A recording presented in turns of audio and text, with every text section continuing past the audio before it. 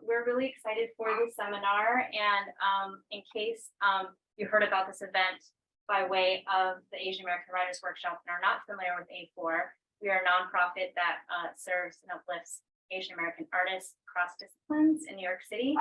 And we do that through a number of different programming, which includes professional development workshops like this, as well as community gathering events, awards like direct funding for artist projects.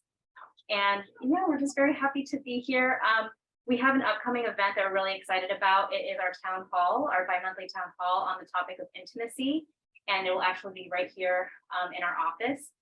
We have really great speakers, artists Annie Liu and Carissa Lynn, who will be speaking on their work that spans and looks at intimacy and relationships. And so we hope you'll join us. It's also an opportunity to pitch your work and get to know other Asian American artists and creatives.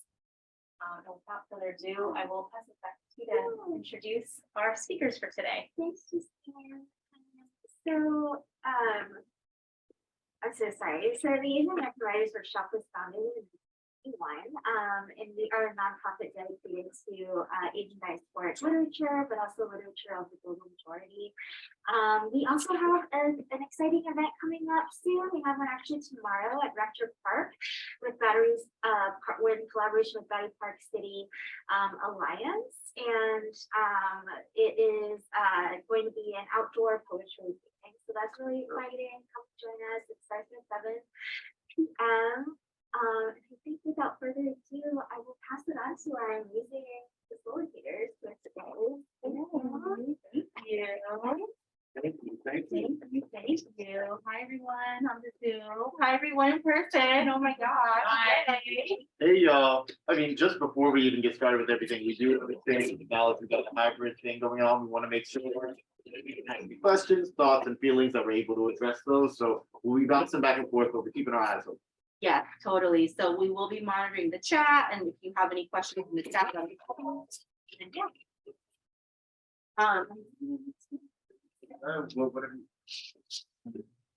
Y'all can hear us, let us know. So before we get into anything, we have fine print.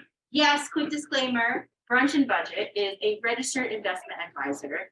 So we are a very highly regulated industry, so please do not construe anything that we tell you today as financial advice. It is for educational purposes only. What that means is we don't know enough about your specific financial situation to give you accurate advice, and we don't want to do you dirty. I know that fine print often exists to try to trick you, but this fine print, I swear, is here to protect you. If you want to read it, don't worry, we'll be sending the slides to anyone who would like to see them. Yes. We'll be sending I those told you. slides. In the slides. Yes, so if you register on Eventbrite, we will send the slides to these two lovely ladies here, and then they will pass the slides on to all of you along with the recording.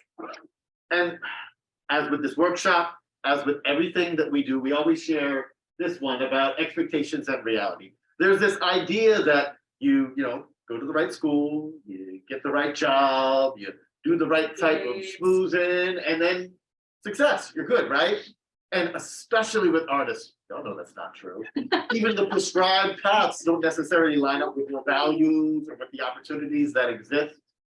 And also, this is the stuff that we're going to be learning today. Some stuff we're going to tell you is going to be very relevant and you can deal with it right now. Some of it, it won't be relevant, or you won't be able to deal with it now, or you'll get sick, or someone else will get sick, or you'll get busy, or you'll just forget about it. I want you to understand that it's a circuitous path toward getting your financial freedom, and keep your eyes on the big black arrow. Don't worry so much about the silly string that gets us there. Yes, exactly. It is okay to make mistakes. And I feel like that we're taught that if you make a financial mistake, that just means you're bad at money.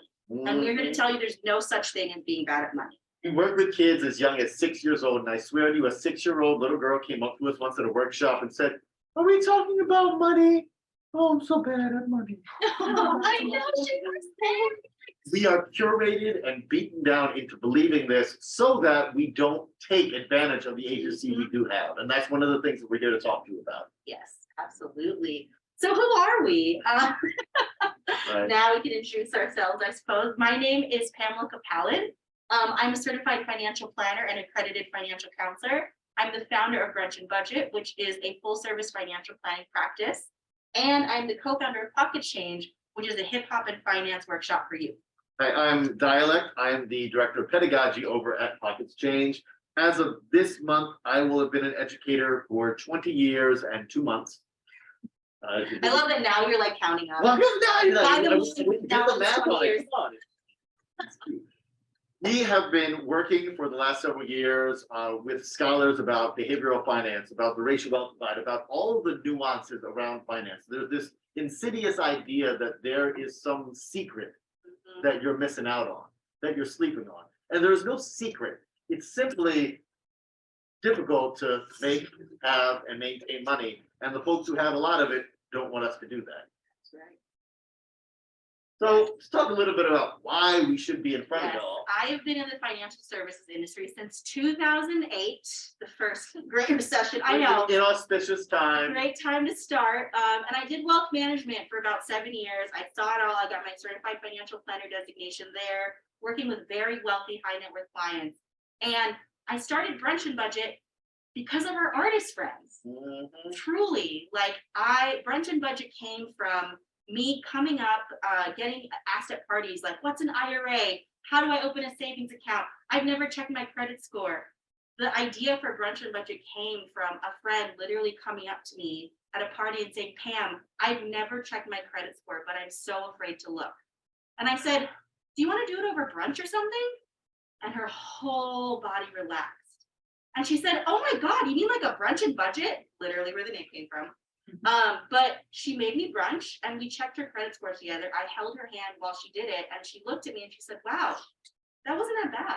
This started off with just trading advice for food. This led to lots of articles from people with names you may have heard of saying nice things about us.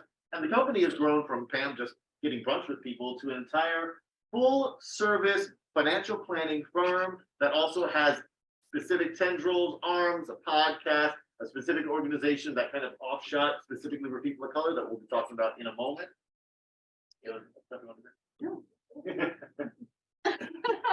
One last thing about us and our thing is we wanted to share a little bit of our core values. Values, meaning what matters to you, is of vital importance in any financial situation. It's more important than the facts and figures themselves. Absolutely. So our core values at Brunch and Budget are one, to empower and advocate. And advocacy is huge for us because the financial service industry is designed for us to fail. And so it can feel like you're in an uphill battle. And when you have financial advocates on your side, that can help you understand how to advocate for yourself as well. Yeah, and I would say not just designed for us to fail, but designed for us to feel small and to not make any waves. If we are going to make waves, we have to be able to celebrate our successes and not sugarcoat, be real about the obstacles we have in front of us. Yes, a huge other core value for us is to be fanatical about getting it right. The system is inconsistent by design. And so we do our best to stay on top of what's going on. When COVID hit, we were on top of all of the acts that were coming out.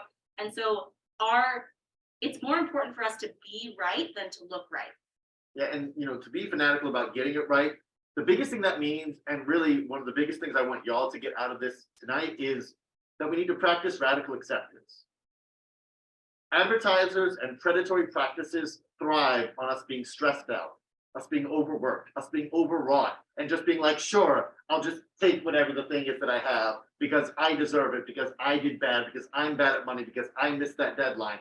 And if we can forgive ourselves and accept ourselves, that is the first step to be able to make the right steps, to be able to get what we want out of our financial lives.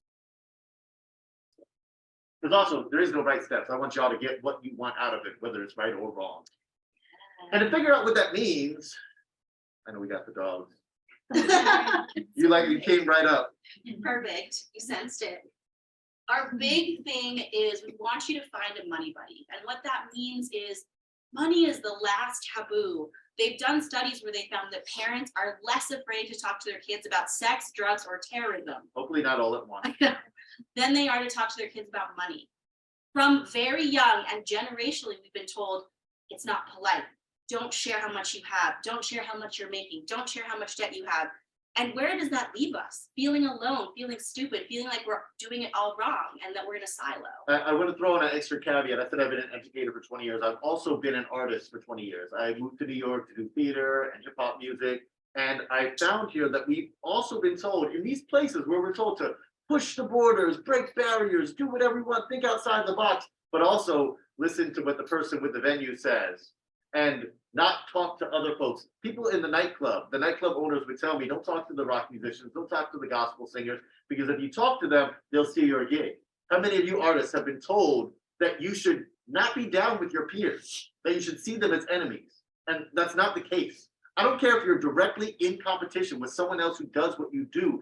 Y'all are peers, y'all are family, and if you will be real and talk about your money, you'll be able to help yourself out and everyone else in your community.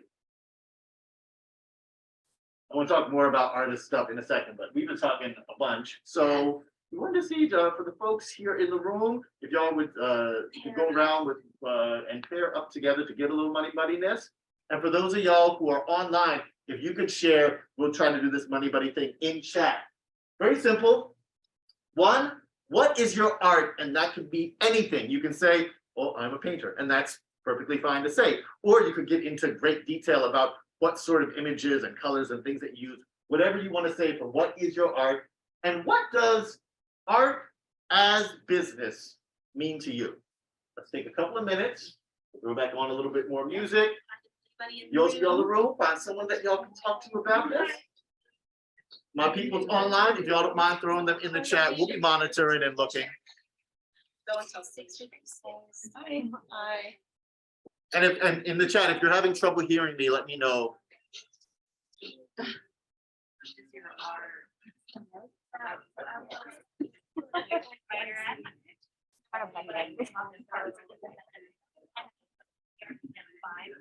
I have an LLC, it's mostly like a tax write-off or courses I take and the books I buy, but I'm hoping to kind of do one thing.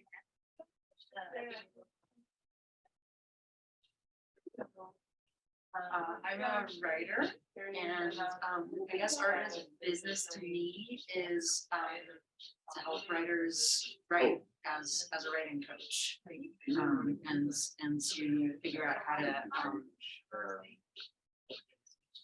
put a price on that kind of work. I've been an editor for a very long time. My favorite part is doing editorial work is just like working really intimately with writers and helping them like meet their goals on the page. And so yeah, I have to figure out how to make that my livelihood.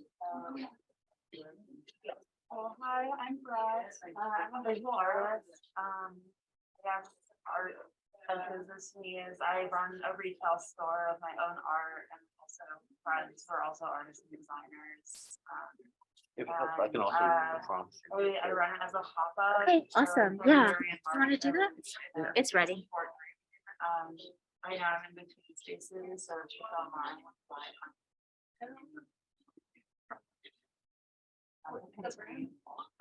The brand is called Forever Brand. And then I have like my own work under. So, yeah. A few participants raised hand. But I do freelance like curating. We can unmute them if they You want. wanna unmute them? Okay. Yeah. Hi. Hi, the chat is disabled. Oh. So we're not able to send any. Thank you for letting us know. everyone know. Attendees can chat with, I got it. Oh, you gotta change it to attendees can chat. Yeah, down here, attendees can chat with everyone. Everyone. There we go. Awesome. Thank you. Thank you. Letting us I know. was like, well, y'all not Sure. Good job here. Sorry about that. Hi, everyone. Hi. Hi. Hey, y'all. We're shy. Well, that's okay. I'm shy too. That's why I became a performer. You know, us artists always overcompensate on that thing that we didn't do good enough. Scoot this up a little bit too, so people can see the screen. That's a good idea. Yes. Good visualization. Yeah. All right. For a chance to chat. Oh, love it. I've never made books. Ooh, Caressa, I do art and host spaces for artists to sell and promote their work. Oh, Oh yeah, share your IGs, everybody. oh yeah, feel free to share all of that stuff. I know we can like save the And save the chat at the end too, so people Yeah. can link with each other.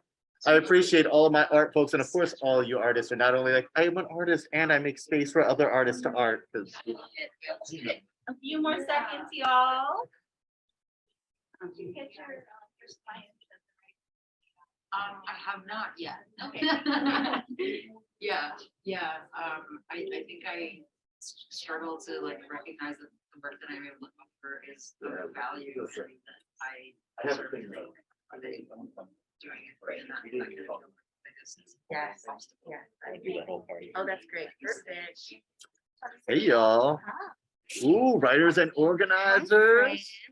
Visual art, Winton, filmmaker, multimedia producer, I love it. I love it. Sustainable art. writer and organizer with Chinese arts and organizers. Ooh, participatory community Tattoo engagement artist. art. Yes. Ooh. Awesome. Art as a business means some autonomy and survival. Oh, I love that. Well, I appreciate the brackets, one of the brackets, a little The little like, asterisk, some, like some. it gives you more than other places might. I love that. Okay, everybody, here, let me turn on. the Our music. chatting folks, feel free to throw more in the chat, more visual artists, music and dance, co-run arts collective for social change. Ooh, from surviving to thriving artists. Yo, Hello. I don't know if I'm the only rapper. There might be some in the chat here. Any other rappers, right? Any other rappers? One of my favorite rhymes me. I didn't come up with, but like one of my favorite rhymes is the whole survive versus thrive thing. Mhm, Because that's the thing of us as artists, right? We're so good at surviving. Yes, everyone has taught artists like, oh, you'll figure it out. Money's not important to you. It's okay to be a starving artist. Yo, they tell us to pay dues when we ain't in no union, right? We're not getting anything Who for are you that. paying these dues to?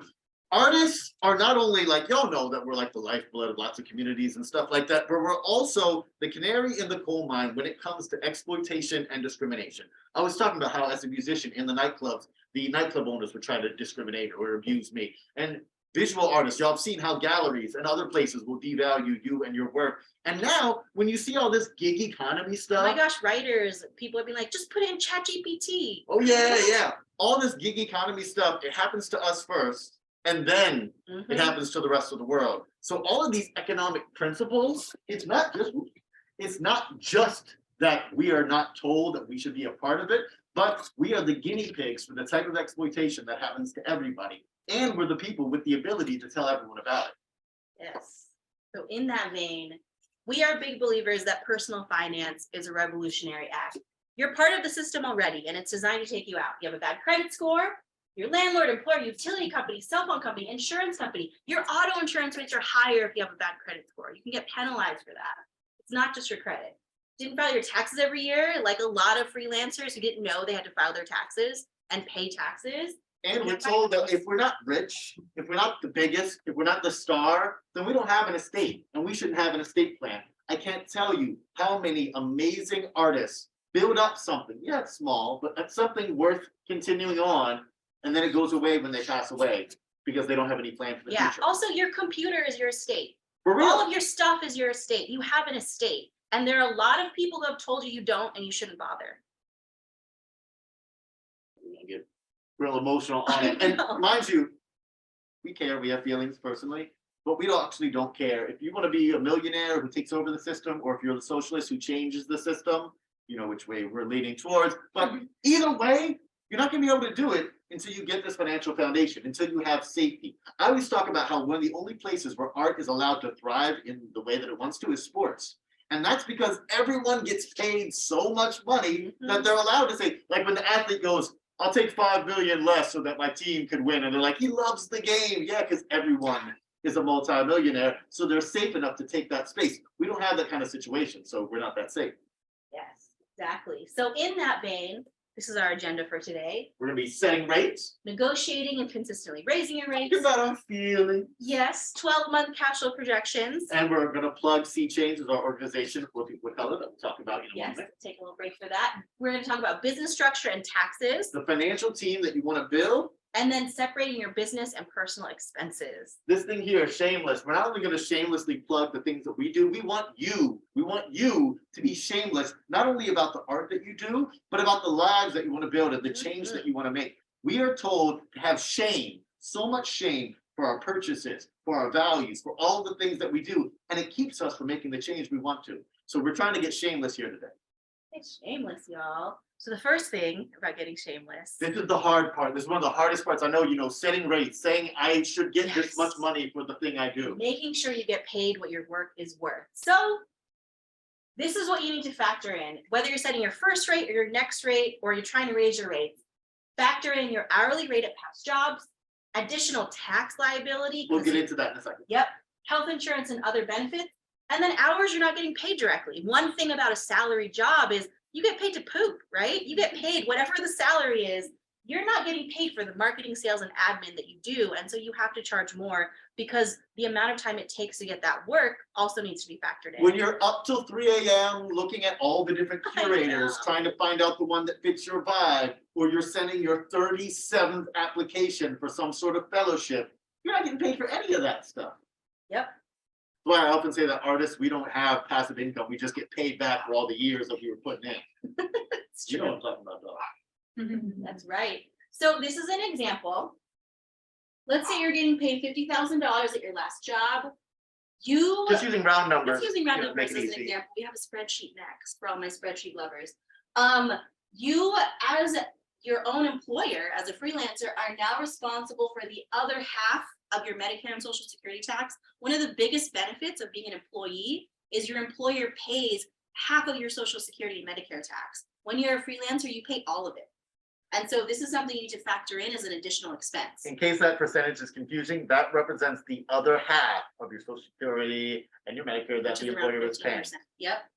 There's health insurance. This is an estimate. So a lot of companies will pay for part of someone's health insurance. So we estimate around $400 a month.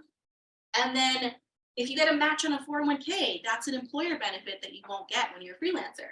And so for a $50,000 base salary, it's actually costing your employer, and it will cost you $60,125 to do it.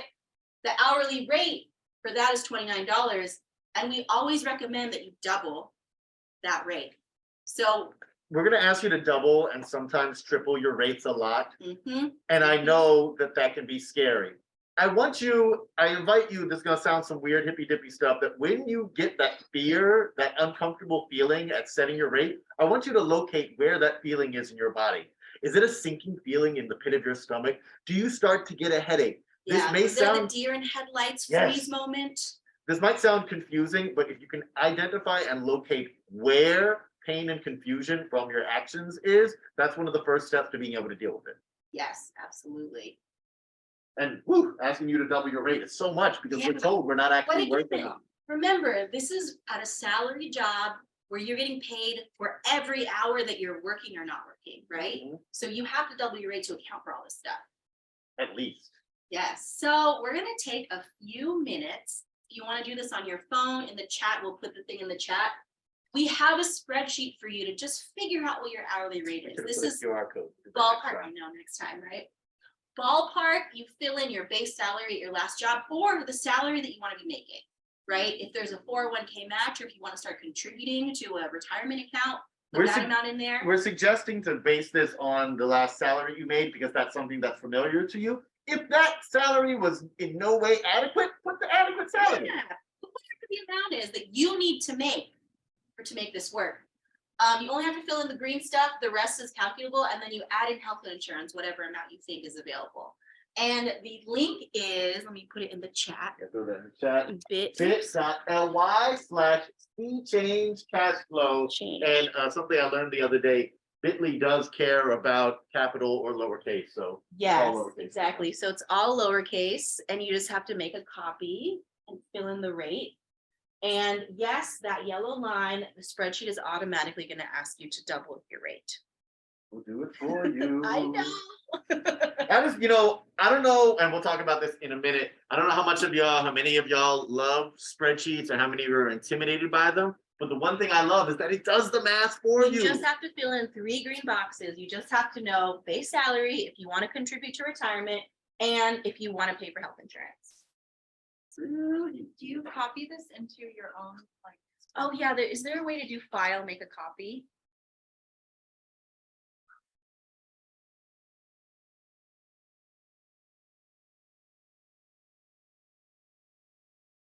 Yes.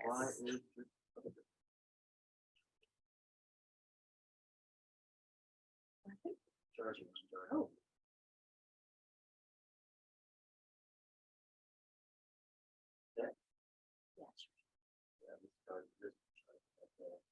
So it's can you remind us that you're. Oh, yeah, hold on. Oh, yeah. bit.ly/C change cash flow. And you're asking folks to create like a copy of the spreadsheets to do their own, okay. Yes. Yeah, and again, for our folks online, make a copy, and then you'll be able to input your own stuff to find your own freelance rate. And then, if you would like to share what you're currently charging and what rate you actually calculated in the chat or in the room, we'd love to hear I it. don't want you worried about how feasible or realistic this rate is. Get the number first. I don't know if Jeff Oh, we got Bezos a was like, question I'm in gonna the get to chat. all of the internet. So we have a question Oh, in the yeah. chat. What is 7.65% of for employer payroll tax? Yes. Yeah. So Medicare and Social Security tax altogether is 15.3%. When you're an employee, your employer pays half of that 15.3%. When you're a freelancer, you pay all of it. And so this 7.65% represents the additional payroll tax that you're going to be required to pay as a freelancer. You know how usually we'll get a tax refund? Well, not when you work for yourself. You got to pay those taxes. Yes, great question. Thank you. Yeah, thank you for that. I charge $60 an hour, but my calculates my rate should be $83 an hour. Yeah, To raise your rates. time to raise your rates. Usually what you're charging is going to be less than what the calculator is going to say. Mhm. I Yeah, think that this is really important for us to remember that we are not greedy people. They tell us, especially artists, right, that we're greedy. Why do you want so much? Oh, the writer's strike that's happening. I've seen so many people be like, well, they're gonna need to bargain down because, you know, they're a dime a dozen. There's so many writers out there and all that nonsense. They want to tell us that we're greedy so they can underpay us, keep us hungry, keep us beholden. We feel like we're evangelizing a lot. Yeah. Oh, yeah.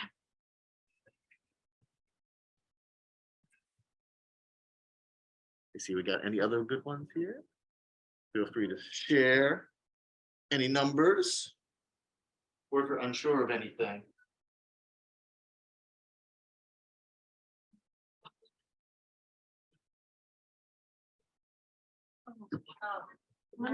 What's up? Yeah, I couldn't do it on the browser. We'll be back in like a minute now. Yes, give me a second. Could you please break down the 401k match percentage and the 401k match? So, Different categories. yeah, so the 401k match, the percentage is how much percentage it is, and you're filling that in. But you're not filling in the number, right? Yeah, how much percentage they're adding, and then it will come up. Okay. You don't have to. So just fill in Okay. the. So that's a great question. Thank you. Yeah. Another great question about the match percentage versus the actual match. You will input the percentage and then it will calculate the match for you. You don't have to input two numbers there. Yeah, if you're looking at it in a browser, you can't make a copy. Oh. Yeah, I know. You have to download the app. Yo, you have to download the app. You have to Cool. download Google Sheets, basically. Well, you know, It from your phone, I think. Yeah. there's some good old money stuff because, you know, that's Google and Apple not liking to work together. Yeah, I mean, exactly. like, you have to get my proprietary stuff. Question from the chat. Would love to know the difference between self-directed 401k versus SEP IRA. You knew it. We have a slide for that. It's a bonus. It's a bonus part of the presentation. I put bonus slides at the end because I knew someone was gonna ask about this. Yeah, we're We'll gonna get talk to about that. it. We're gonna get to We'll that. definitely get to Thank that. you, thank you. That's Hold a on to great that. question. Any retirement types of questions, please feel free to ask about that. Yeah. Oh, let's see. Oh, this is a great question. Okay, I'm not sure how to use this format. My hourly rates only apply to the time I spend tattooing clients that get Ah. charged directly. Mhm. My shop takes a 35% cut and I pay all taxes on it. My hourly rate is determined by competitive rates with coworkers and other people in my city, and any research time, drawing time, etc. isn't necessarily kept track of. Oh, yes. That is, thank you for sharing Yeah, all of thank that. you. It's tricky when, and I think this is why it's important to talk about money. I think that it'll be good for you to calculate what your rate would need to be, or how many tattoos you would need to do to get whatever, let's say, if you got paid a base salary as a tattoo artist, what would you actually have to charge to do that? And I think figuring that out will be an important baseline for you to say, hey, should we all be charging more? Are we all not charging enough? Are we all not able to make a living off of doing this work? Yeah, there's a tough thing when it comes to being in a competitive space, and also like tattoo parlors, when they set up that kind of thing like that, they put you in a place where you're competing against each other. Yeah, one of the reasons why we also ask you to double your rate is because you're not necessarily getting paid, like you said, for the drawing time, the research time, actually creating the artwork. Yeah, being good at the thing that you're doing. Yeah. And a thing to remember is the competitive rate, if it drags you down to a place where you can't afford to take care of yourself, or you're barely able, or you need to have another job, then these rates aren't working. Yeah, exactly. And it is incumbent on us to talk to each other about it, because even those of us who are doing the same thing, if we can all raise our rates together, because when you go to the gas station, right, they always say that's the capitalism, right? One Yeah. gas station, they raise the price, the other raise the price, lowers the So price. what happens? They all talk to each other. There is no gas station out here selling 20-cent gas undercutting everybody else right now. That's not what happens. Please. About the sheet that I think I'll do at home, how do you calculate the hourly? Is it based on 40 hours a week? Oh, yes. it's Oh, based that's on- great. let me go That's back one really great. slide. So the hourly rate is annual. I divided this number by 52 weeks and then divided that by 40 hours. So that's the hourly rate. The spreadsheet automatically does that for you. So the only thing you have to worry about is the numbers in green. Everything else in white is automatically calculated. And yes, artists, I know that you're working more than 40 hours every week. Yeah, it's a 40-hour work week. Another reason why we're like, double your rate, right? Double your rate. Yeah, and So- here's the reason why. This is This- our get shameless moment. Is the real here. I was just saying before about how you're not getting passive income. You're getting paid back for all the work that you've done, all the pro bono stuff, all the things where you got played or you got exploited, or they told you they're going to pay you a bunch and halfway through they just disappeared and you never got the check. Yeah, so I want you to remind yourself, you're not getting paid for an hour. You're getting paid for an hour plus the 10 years of experience. So you're able to do the job in an hour. When I first started doing brunch and budgets, I would sit with people for 3 hours. Now I can do a brunch and budget in 30 to 45 minutes. Does I've that make the been work any doing- less valuable? Probably makes it more valuable because you don't have to sit with me for 3 hours to figure out your budget, right? And so keep this in mind, especially as you get more and more experience, is just because it takes you less time to do something doesn't mean that time is less valuable. And this is how you don't fudge your hourly stuff. I have so Yep. many, you talk about that. I have so many visual artist friends who are like, it used to take me a long time to put together a large piece. Now, because I know what I'm doing, I've got this stuff, I can do it quickly, but should I fudge the hours? Because then I'm not getting paid enough, and that doesn't make sense. It's not about the fact that you can do it quickly. The fact that you can do it quickly is a boom for Yep, everyone. And it should work exactly. out for you too. Double your rate. If you don't double your rate, they're gonna double your work. Yeah. I am so sick and Thanks, tired Mom. of being told to work twice as hard for half as much. If you're working twice as hard, please get twice as much. Yes. At Read least. that. You should write that down. I don't think I'm sure. So please, I hope so. Okay, so now that we know what you should be getting paid, how do you actually get paid that How amount? do you talk about it? Mhm. By the way, I want to acknowledge that all of this stuff is so much easier to say than to do, and it is very Yes. nerve-wracking. That's why we continue to remind y'all to check in with your feelings about these things. That's how we're going to start dealing with it. Yes, absolutely. So here's how to start negotiating your rate. The first thing is, To have a rate. yeah, have a standard rate that you share with everyone, whether or not they can pay you for it, whether or not you can charge that rate, doesn't matter. You have to tell people how your work is valued and how you valued it. You won't always get it, but it's important for your client to know what it is. And it's also important for your client to know if they're getting a discount. I literally put it on the invoice. It changes everything. Mhm. I cannot impress upon you more that when I say, oh, I'll do this for $100 because I know you're struggling and I'm trying. Then they're like, oh, Dee does it for $100, so you can go get for $100. But But when I tell people this is a $500 gig and I'm giving you a discount because of your hardship and because of our connection, they will tell other people, hey, pay this guy his rate because he did a great job and he even gave me a discount. Mhm. Yeah, It's why we like sales in the stores. yeah, absolutely. The next thing is you have your standard rate, which is what you tell everyone, and then you have a floor rate for yourself that you won't go below. So whatever that is, you have in your mind, if someone can't meet me at this floor rate, I'm just gonna say no. It may be an arbitrary number, or for those of y'all who are like, we're at the line as it is, it can be literally how much you need so that you can survive. Yes, or what will make you get up in the morning, what won't make you resent the actual work that you're doing, right? And so the negotiating room you have is between that standard rate and the floor rate. And that is how you continue to raise your rates, because as you get more experience, you raise your floor, you raise your standard, and that negotiating room gets higher and higher every single time. We can't let ourselves get hung up on that lowest amount, because then we get stuck there. We always have to think about more. We work for ourselves. No one is going to give us a raise but us. Yes, we are the ones who give ourselves a raise. I say that. I've been saying that for years, and it's still super profound and weird to me because I'm like, oh, I have to do it? Yeah, you have to give yourself a raise by raising your rates, right? And so how do you do it consistently? And this is something where I gave myself an arbitrary rule. When I first started doing Brunch and Budget, I was charging $20 a month to meet with someone every single month. Every time I got 2 or 3 more clients, 2 or 3. I would increase my rate. She told me about this, working artist in New York, and I was like, wait, what? Now we charge a minimum of $500 a month. From $20 a month when I first started to 10 years later, charging $500. And there's a whole bunch of people who go, that much money? I'm not going to pay that. Guess what? They were going to be bad clients. Yeah. They were going to be clients who were asking for a lot and not putting as much into it.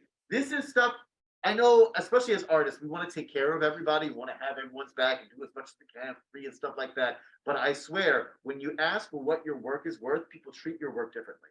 Yeah. The other time that you know it's time to raise your rates is when you have too much work.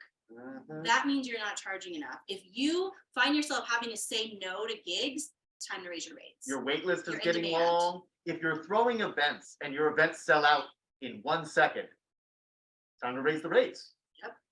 Yep. The easiest, Oh yeah, go ahead. the easiest thing is to raise rates with new clients first.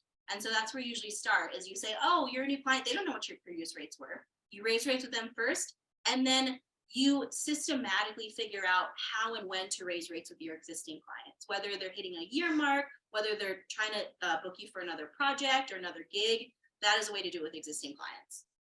Yeah, and one thing that I do want to throw out to y'all is that if this sounds scary because you're like, I like to help out marginalized people, I like to help out people who don't have a lot of money to do this kind of thing, the people who are in your audience aren't necessarily the people who will be paying for your work. That's a whole nother workshop and conversation, but I just want to put that out there that don't think that this means you got to gouge all the people who love you. Yes, do you have a question? Oh yeah. Yeah, I'll read that one. Yes, go ahead. Do you also adjust / raise your rates as you get faster? Oh yeah, there we go. Like your client number is about the same, but you've gone from, for example, a 6-hour piece to a 3-hour piece.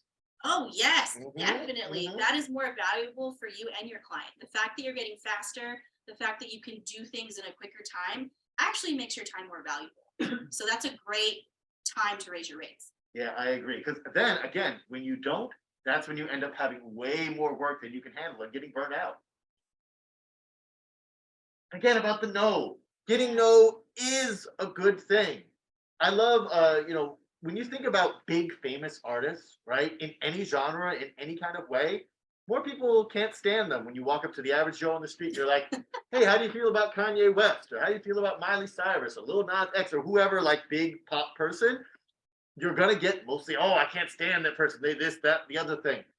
As an artist, you're always going to get more no's than yeses. Totally. That's the nature of it. I've heard this piece of marketing advice that I've taken with me. The best marketing repels more people than it attracts. You want it to happen quickly. You're not for everyone. Brunch and Budget's not for everyone. There are plenty of people who think their financial advisor should wear a suit, be behind a desk, and tell you everything that you need to know. That's not me.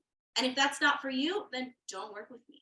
Yeah. And that's how you figure out because you work for yourself, you also get to choose who you get to work with. And that's what's really awesome too about getting these no's, is you get closer and closer to the people you want to say yes. Well, even those restaurants say we have the right to refuse service to anybody we want, and y'all too. Yeah. I mean, really, work with the cats that you want to, not just with the person who can afford to take care of it.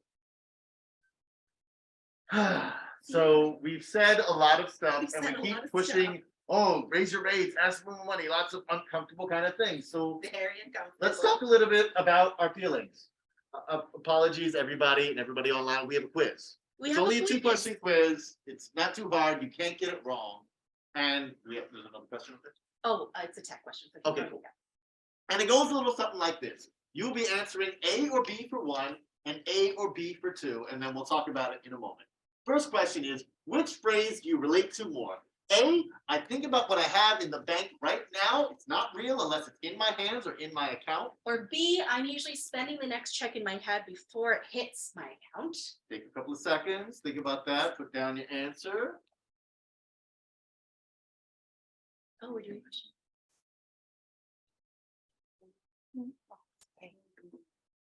One name.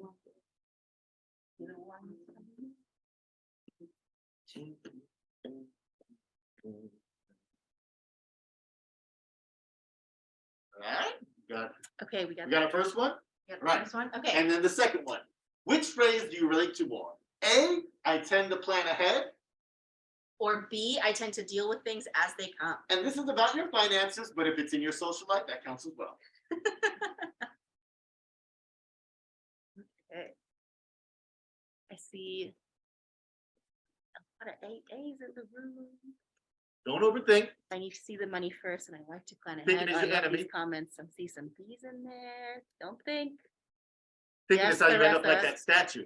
Caressa loves, be shameless, everybody. The photo queen, let's see. We'll send instructions for how to use this cash flow in our follow-up email, so you can reference it. Hey, Thank you. Okay, Thank you. pencils down. are we ready for the answers? We don't find out. Okay, everyone. If you haven't rocked with us before, these are our money personalities. These aren't the be all end all of who Have we you heard are. of money personalities before? Anyone in the room? Cool. Okay, This, cool. So I like introducing this to folks. Yes. Because we have our own version of it, but we haven't invented the idea of money personalities. Like I said, this isn't a Hogwarts sorting hat type of situation where you are this thing. This is a study of our tendencies, Mhm. our feelings. And it's okay if you have one that you don't think is the right one, because there is no right one. There is no wrong one. It's okay if yours changes. It's okay if it doesn't. Oh, I like this This comment. is the Hold on. armor that we put on because of our situation, our history, and sometimes, honestly, our trauma around money. Yes, I love this comment. Is this the MBTI/horoscope of money, or the same as investor? Yes, very similar. I always joke that it's like horoscope of money. And the best part It's a little more. about, yeah, You'll it's a see. little bit more. You'll see. The best part about money personalities is there's only 4 of them. If you thought that you were the only one that dealt with money, how you deal with money, you're not. You are not alone. By the way, for my math people who are like, what? I don't need the spreadsheet do my math for me. This is kind of a feelings matrix. So we're all gonna be not exactly perfectly in Mhm. these places, but a little bit to this way or that Yeah. way. A little bit of a And you'll guess. find as we go through these. So where are my AAs? Who answered A for 1 and A for 2? A for 1 and A for 2. A couple of y'all in the room. Some of Yes. y'all here in the chat. I think I saw some of y'all. Yes, if you answered A for 1 and A for 2, you might be a complicator. I'm a complicator. I am the type of person who will spend 3 days making sure I find the best dishwasher and the best air purifier and the best orange juice. I'm the type of person who will spend an hour before I buy something online searching for a $5 off coupon to make sure that I get the best deal, right? Hey, but I mean, complicators are awesome too, because complicators Yeah. are some of the only people I know who like having spreadsheets. Yeah, They're I have spreadsheet spreadsheets people. for my spreadsheets, y'all. Only I am complicators not get that ashamed. joke. She has a spreadsheet that has a list of the other spreadsheets with links to these spreadsheets so she doesn't lose them. Right? And so complicators, we are great at long-term planning, at looking into the future, but sometimes we tend to live in the future instead of the present. The other thing about complicators is we have a longer threshold for talking about money. I can talk about money all day. I freaking made it my job, right? And so that's something to keep in mind if you have family members or loved ones who are not complicators, is maybe you're talking about it all day long and they glaze over.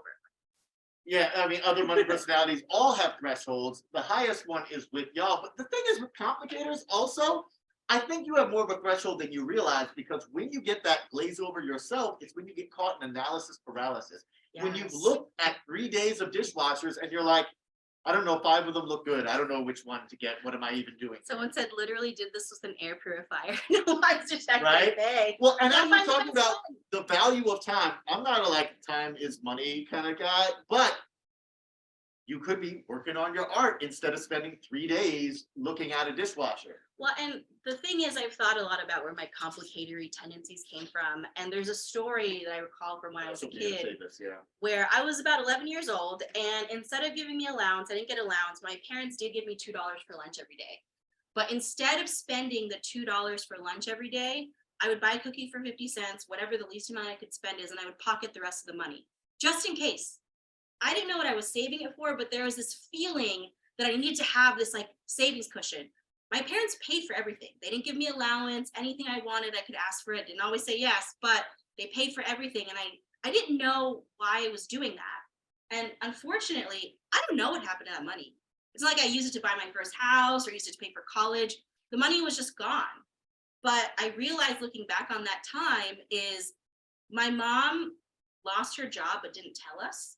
And so all of a sudden there was all of this tension around money and all of this stress around money. And I thought, being an 11-year-old, that it's because they were giving me $2 for lunch every day. So I was like, oh, let me hold on to this just in case they need it back from me, because maybe that's why there's stress around money.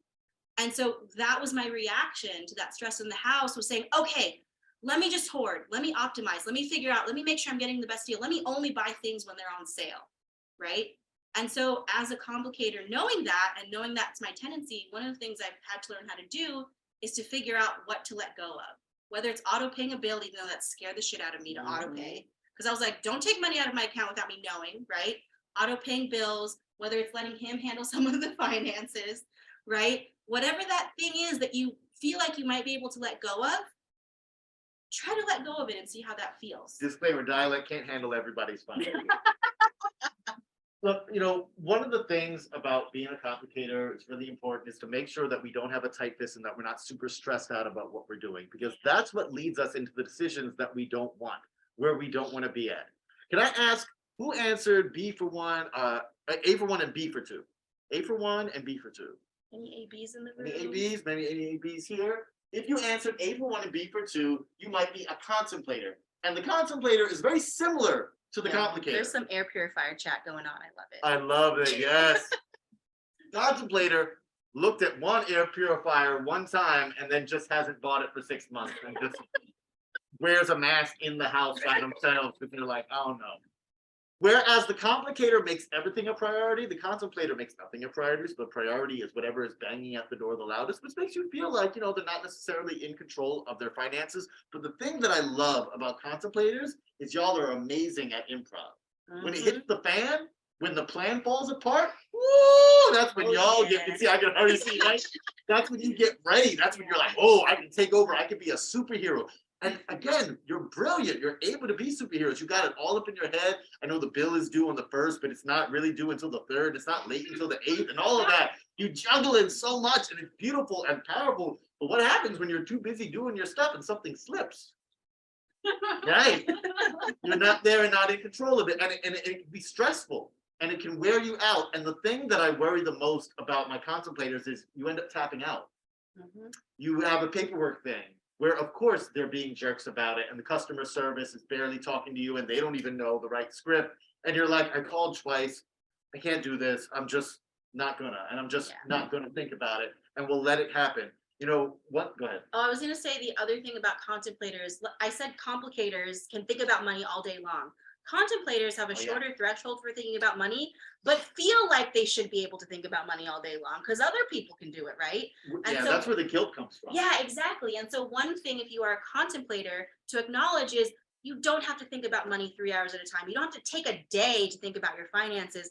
Do it in 15 or 20-minute increments and figure out what your actual threshold is so that you can get the priority done and then not think about it for a while. And to be real practical about it, I think know. about how many times you're like, I'm gonna give myself a money day where I'm gonna do all my money stuff. And an hour into it, you're like, This sucks. I hate this. Why am I doing this? Nothing got done, right? more often for shorter periods of time so that you're like, okay, I'm gonna give myself one thing to do on Friday. I'm gonna do one thing. It'll be so minuscule, it'll feel kind of silly. A lot of this money stuff that we're telling you, when you first do it, it feels silly because you're like, I'm putting $5 away, I'm doing one thing, paying one bill. But that's how we build the muscle. Yes, exactly. So if you answered B for 1 and A for 2, Any BAs? any BAs in the room? A couple BAs, couple BAs in the chat.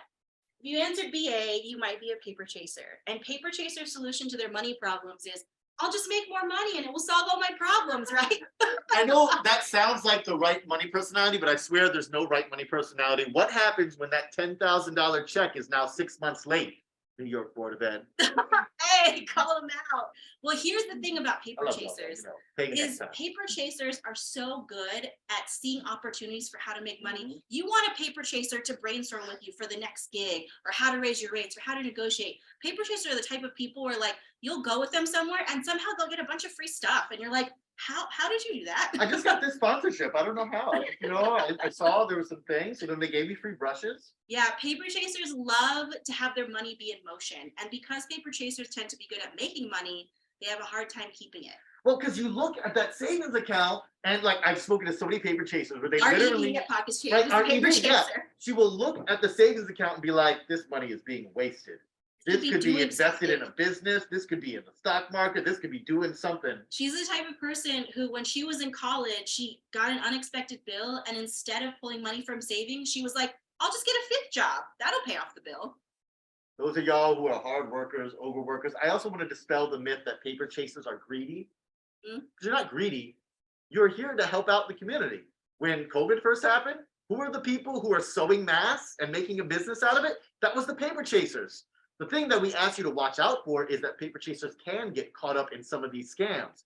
A lot of my paper chaser peoples, again, during the pandemic, were caught up in the blessing looms. I don't know if you heard about those, where it was like a susu or a lending circle, but they flipped it. It was really a pyramid scheme. It was really hard to unravel. The thing that we ask paper chasers to do is to figure out a way to prioritize savings. So every time you get a set of income, you put a percentage away into savings and think of your savings not as a pile of money that's not doing anything, but as another stream of income that you can tap into when you need it. The ever annoying pay yourself first. This is what they mean by that. Yeah. Put together a savings account where there is money where if a crisis or opportunity comes, you can be your own benefactor. Yes, I think that's exactly. valuable, right? And for BB, who answered B BBs in for the B? room. Yeah, I BBs figured in we the would room. have A some couple. BBs. Many artists, many educators are money monks. I'm a money monk also. And I can dispel the myth that we think that money is the root of all evil. It's not even the quote. The quote is love of money is the root of all evil, but that's not even the point. The point is we think of money as a thing, right? I heard this comedian once who said, it's not my money. It's the money. I'm just in charge of where it goes next. When we have a lot of money, we're very generous. When we don't have a lot of money, we're very generous. And mind you, I like that. I think that that's cool. That is a superpower to me, that like we take care of people and that's part of our values. But money monks will often devalue our work. And I gotta tell y'all, it's so weird. We were alluding to it earlier. When you take less money than your work is worth, you not only get less money, you get less respect.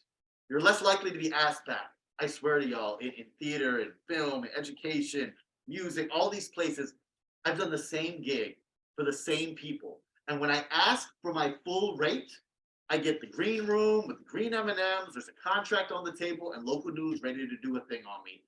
When I don't, it's like I don't even exist. Even, we're gonna talk about this in a minute, Even getting paid, you get paid slower when you charge less than your work is worth. And your work is valuable. And not only is your work valuable, Money Monks, I know you care about your community. You care about your peoples. You want everybody who does what you do to be able to get paid and be healthy and happy. So if you care so much about your community, why are you going to forget that you are a part of your community? If you are not healthy, if you're not happy, if you're not getting paid, then we're not healthy and happy and getting paid.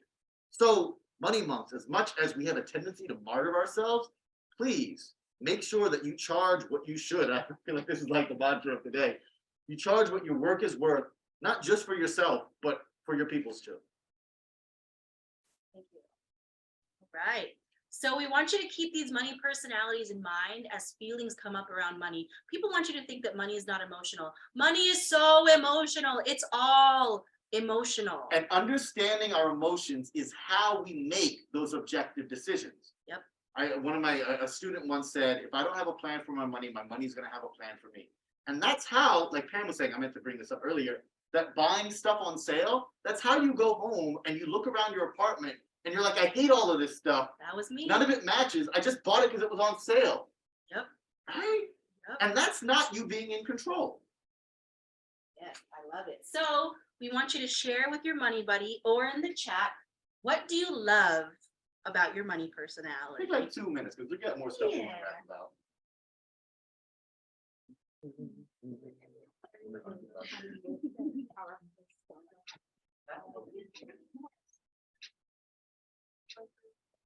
I'll come back here.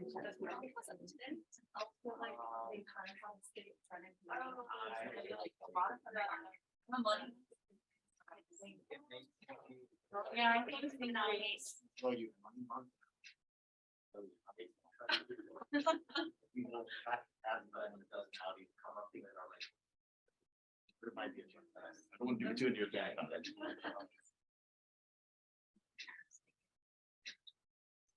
Yeah, I also feel like I can see myself in more. It just depends on like the situation and who I'm with. Yeah. Like attachment styles. Yeah, and I feel like sometimes I feel really lame and good about where I'm money, but it's like stressful happens like. Right. Yeah. And I have to like go. Ooh, independence. And I get really. Yeah, contemplator. I love that the ability to get things done in the midst of chaos. Oh, yeah, they're fun. Contemplated. Create these goals for myself. They're all the things. And I have to move the computer to plug it in. So I'm just gonna test some angles out. Oh, yeah. Yeah. We're moving. I don't know.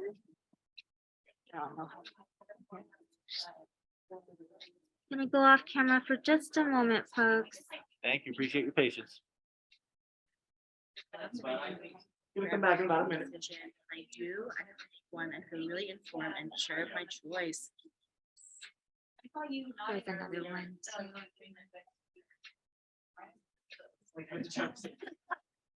I'll deal with this later. Which like the nice thing about it is that, because I haven't. And that I'm blessed in a way that like. Try to take care of other people in my family and that generosity is one of my values. But it's also like, I think this is kind of always everything and I want to not think about it, but I also don't have like systems for thinking about it in ways that are like that take everything before crisis from them. So yeah, it has the presence, I guess, with the one way. There's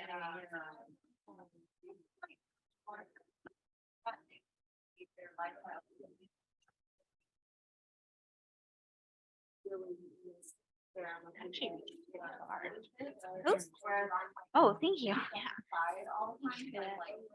Where you're not getting money on. yeah. So I was. I'm like, oh, just a little bit more. It's also like, I love these.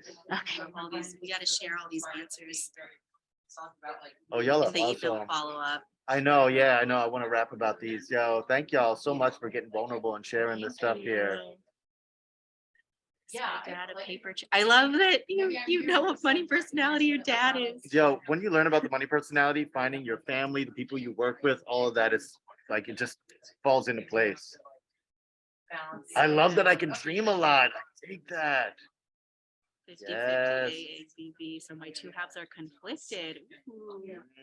That's something to see in what situations you become. Ooh, perceived low income as a performer fuels me to prioritize saving. Oh, Yeah. things like money markets and EFTs, but it takes me forever and a half to decide things. Yep, similar to Christian, I'm feeling good my choice, but after the careful decision, I love that. Complicated. I love Sounds that like you go through the same type of stuff as probably your artistic process. You use that process. Yeah. Complicated. I love I'm attached to my belongings and keep everything I buy for a long time until they're unusable. Oh Ooh, yeah, you wear those things sustainability. out. All about that. That's a good thing to know about yourself. If you love that thing or if it tears you up and you're like, I just need a new pair of shoes, y'all. Come on.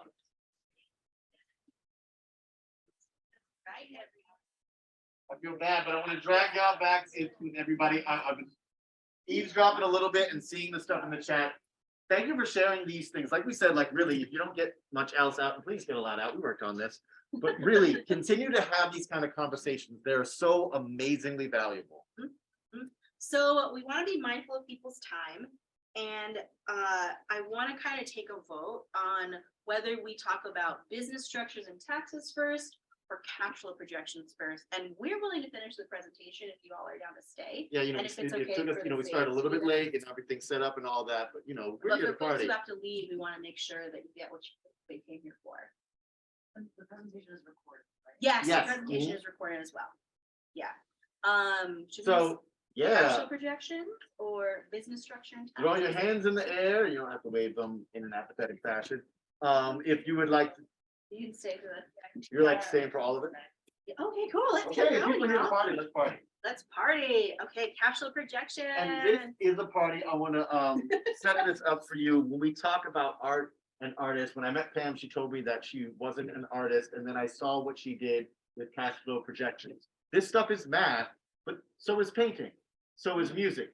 The art is in the nuance in there, and yeah, you'll see as we get into it. I'm just trying to preface. Okay, I love cash flow projections because cash flow projections were the thing that convinced me that I could quit my job. So they are a very big deal to me and near and dear to my heart. The cash flow projections. I had a business coach who told me to do cash flow projections, and I found a cash flow projection spreadsheet, and I was like, "But I have to make it up." And he said, "Yeah, exactly. You're making it up." That's the art part. And the secret for y'all, we're saying about the secrets of rich folks. You know, that's what Fortune 500 companies do too. Mhm. They make up a goal and they hit it or they don't hit it, and then they adjust. Yeah, and it's okay if you don't, and it's great if you do. So this is what your cash flow projection can tell you. They can help you review the income that is regular and guaranteed, review any long stretches where there isn't any kind of projected income, and you can count how many different types of income, how many streams of income you have coming in that can help you get through some of the lower months. And this can allow you to plan to ramp up or ramp down your marketing and sales strategies as you're doing your thing. Yes. It also tells you when to go on vacation. Hell yeah. August for my industry, everyone's on vacation in August. As a musician, I used to always play a New Year's party. And then I realized, you know, except for the one time I was in a rock band, I'm like this heady headphones type of rapper. I wasn't making a lot of money at these New Year's gigs. And I was like, oh, I can just take them off and not have to make that work. So this is what it looks like. It is the same spreadsheet. We're gonna break it down. I know it's a lot, right? It is in the same spreadsheet as the calculating your rate. So it's just another tab if y'all are following along there. bit.ly/cchange cash flow. And so the first part, the purple part, is your expected income. And this is where you're guessing. You're just making things up. Every single line is a different stream of income. And what that means is clients break it up in different ways. They might say, oh, my streams, my Merch. live show, my merch, things like Yeah. that. Or I have clients who break it up by client. Like if you get paid a huge chunk from like a certain client, then each line item can be a client. There You is no figure it wrong out. way to do it, but also if you are using it in one way and you're not getting something you want out of it, then try some of the other methods. Yeah, and the way to think about it is this line item, you have an annual target for how much you think you might get for the year, or a monthly target, or both, whatever makes sense for your cash flow. And then you fill in the months that you think you're gonna get paid. And you can't just do 1 month because we're artists, right? We don't have just a regular paycheck that's coming in. Different things are happening at different times and different gigs and all of that. So Yeah. you want to look at an entire year to see how much you think you can make. Yeah, and just project it out. And then in the green section is your actual income. And so this is, we're going to talk about taking yourself on a cash flow date. Every single month, you actually fill in how much you made from every different stream of income, and also how much it costs to do that business. This is the part where, why we've been saying all this stuff about feelings and emotions, where you have to get a little unemotional. You put down what you wanted, and then we have to be real about it and see how they compare and contrast. Yes, exactly. So I'm going to show you Brunch and Budget's first year cash flow projections. 2015, I did this like January 15th. I did this at the end of 2014, and this top part was what I thought I was going to make. These are all the different stream of incomes that I thought I was going to have. Brunch Club was what I originally called my service. This was like someone I was doing stuff for on a one-off. I was charging people to meet with them for brunch. Pockets change. I had a big twice-a-week client that I thought was going to take me through the end of the year. That's funny. These are all these are all services, but that's just one client. And it's That's not just- a service, it's I about was the like, client. this time I was paying a lot of money. And then this was my old job, and I decided to quit in January 2015. So no line item there.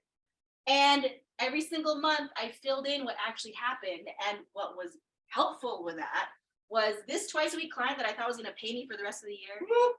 All of a sudden they were like, oh, we don't need you anymore. And I was like, oh Some crap. big numbers in the early months really got you excited about it. No, look at that. Yeah, no, I was like, oh man, this could sustain me, right? But what ended up happening instead was, because I said, okay, I think I can make this amount of money here, as I was tracking every single month, I saw that I was actually able to get clients every single month. And when I tracked my actual versus my expected, I actually ended up making more money overall than what I thought I was going to make. And so I was able to track every single month. And the reason why it's important to do this every single month is because I was trying out a bunch of different sales and marketing things to figure out how to get clients. And I was so sure, for instance, that like guest blogging was going to get me all of my clients. And so I reached out to a bunch of guest bloggers, and I spent hours writing articles. And 4 months into that, I did not get a single client from guest blogging. And if I was not tracking that in my cash flow, I would still be guest blogging, not knowing what's going on. See, this is the real magic of it. You're not just tracking your money, you're tracking what you're doing. You're reminding yourself of all of those little steps that we were talking about before that go into what builds your business. And if some of that is not feeding you, you don't want to wait until the end of the year to start doing something different. Yeah, exactly. This also tells you what to spend time on, right? So this Peak Climbers Club, it didn't happen. I stopped cultivating this relationship with this partner, right? Instead, I doubled down on getting clients and doing one-on-one sessions, because those were the things that were actually bringing in money. I also realized that pockets change. I didn't have the bandwidth to spend more time on it because I didn't start getting paid till the end of the year. So I was able to focus on just 2 streams of income instead of the 5 or 6 that I thought I was going to be able to focus on. And you know, artists, you have so many skills and things you can do. Yep. But should you be? Yep, the cash flow will tell you that. Anyway. Let's see. Oh, yeah, any questions? Okay, the next part of your cash flow projections that is super important is actually filling out the expenses part of it on the other half. And the reason why you want to project your expenses is because you want to get an idea of what you might be getting into expense-wise to make sure that what you're making is actually covering those expenses. And I will tell you, I really, when I first started working for myself, wanted to get a co-working space. I was like, I want to feel like a freelancer grown up and go to a WeWork every day and mingle with other freelancers and self-employed people. And I put the amount in for the co-working space into my expenses before I almost like signed a lease with WeWork. And before I did that, I put the numbers in and I was like, oh, I can't afford a co-working space. And so I just had to cut it that first year because otherwise I wasn't gonna be able to pay my personal expenses versus going in and saying, oh, this is what a freelancer is supposed to do. They're supposed to get a co-working space, they're supposed to get XYZ, all of those things. I put it in my cash flow projection and said, actually, I can't do it this year. I have not once actually needed a Well, co-working but space. you found out that you didn't actually want it. It's okay if you look at your stuff and you're like, I really do need this co-working space. I can't do it this year, but my cash flow projections will show me how many more clients I need or how many more gigs I need before I can afford that. Yes, exactly. And so you're not surprised about whether or not you can meet your expenses. Yeah, that's the real big thing, is not feeling surprised and also realizing that you are a business person. When I started doing cash flow projections is when I realized that I was not the unsuccessful artist that I thought I was. We'll talk about this later, but I was commingling my business money with my personal money, and all that flies out and goes everywhere, and you're like, oh, I'm always kind of broke, so I guess I'm not successful. I love that you said that because that's what it feels like when your income goes up and down every single month, right? There are periods of time you're like, oh my gosh, I have so much money. And there are periods of time where it feels like you're not making anything. And then you do your taxes and you're like, I made that much money this year. Where did it all go? Yeah, why do I have to pay this much in taxes? Yeah. And so when you project your cash flow projections over the year right now, you're able to say, oh, okay, that's how much money I'm going to make this year. Let me plan for that. And I know these months are going to be lean. So I'm either going to take a vacation or increase my marketing or sales efforts leading up to those months. So you know what you need to fill in, and you also know what you're going to make at the It also helps you determine a little bit the difference between your artistic disciplines and your artistic offerings that you have for sale. Because it's okay. I mean, we know this as artists, right? It's okay that every piece of art that we make doesn't have to be something that is for sale. Some of it is stuff that is for us or is like a thing for our community, but we're not making money off of it. It's fine to do that, but we need to look at that sometimes to figure out that, yeah, we don't need to start pushing marketing on that part. Okay, cash flow date. So this is where cash flow projections really start to feel like they're working, right? You can do the first part and just make the projections and put it away and never look at the spreadsheet again. But if you really want to be able to track things, we want you to every single month just set aside a time. Maybe it's 20 minutes, maybe it's an hour, whatever your threshold is, and just fill in the numbers. Fill in what made money that month and ask yourself, how much did you make? How much did you think you were going to make? What your projections were? Was it more or less than what you thought? Why did you think there's a difference between the projections versus the actual income? So like what I was saying about the guest blogging, where I was like, I'm spending all this time guest blogging and the income isn't coming in, right? Think about what you did that month and what that might have led to in the cash flow. And then what marketing or sales strategies brought in the most revenue and what brought in the least? And then do you need to adjust your projections for the next month, the next quarter, the next year, for the rest of the year, whatever that is? And so every single month you're able to assess that and pivot in terms of what you're doing to get more money.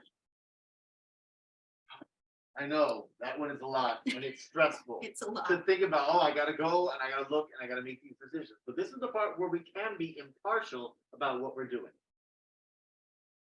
Again, we can't say this enough. Tracking it is everything. Putting down the numbers is cool, but going and looking at them. And this is gonna take some bravery. Tracking what you have. I love this thing that what Pam says here. What you measure gets managed. What you manage comes true. Not always the way that you want, not always the way that you plan, but you can make it work for you. And if it's not working for you, you can adjust in a way that it won't be too late for everything else you're trying to get done.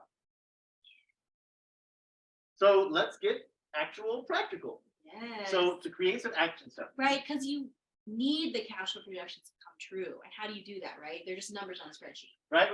And again, as artists, any kind of business, you can't control what people are going to do. Yeah.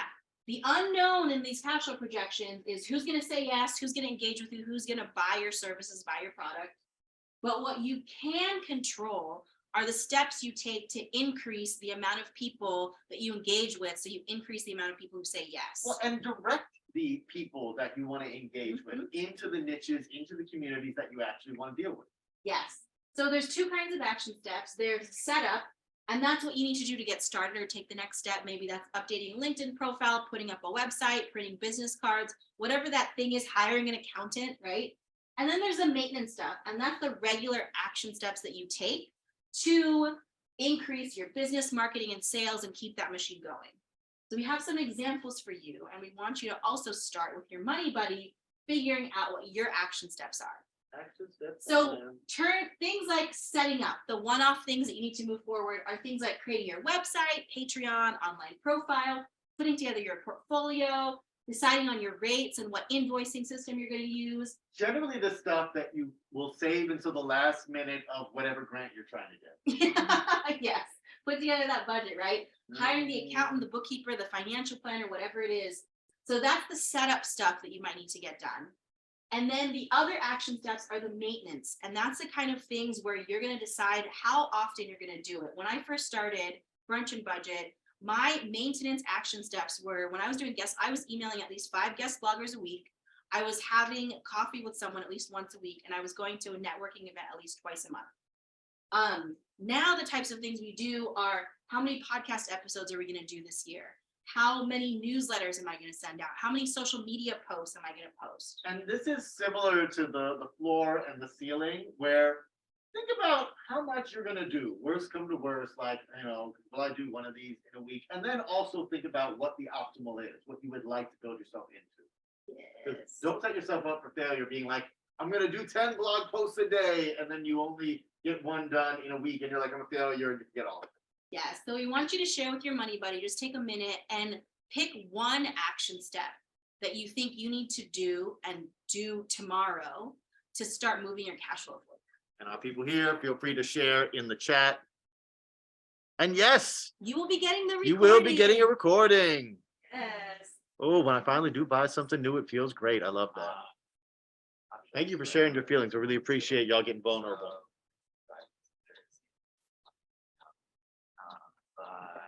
So I can't make it.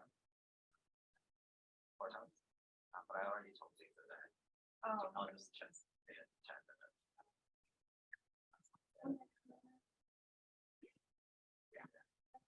So I can share.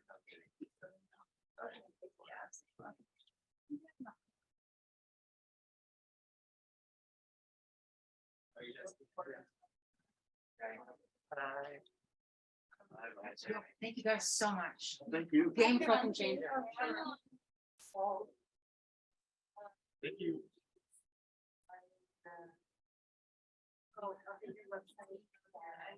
And we're still here for our online folks. I need to finish setting up my website. Yes, a lot of setup websites. the I know how it website, is. Putting past projects into folders. Oh, Dad's gonna update the budget tomorrow. Right, Set up- website, lots of website stuff. The website maintenance, right? You make a website and it's nice, and like, can I just leave it for the next 20 years? So let's keep it Okay, we're gonna drag y'all back in here. We have a few more things that we want to go over. Yes.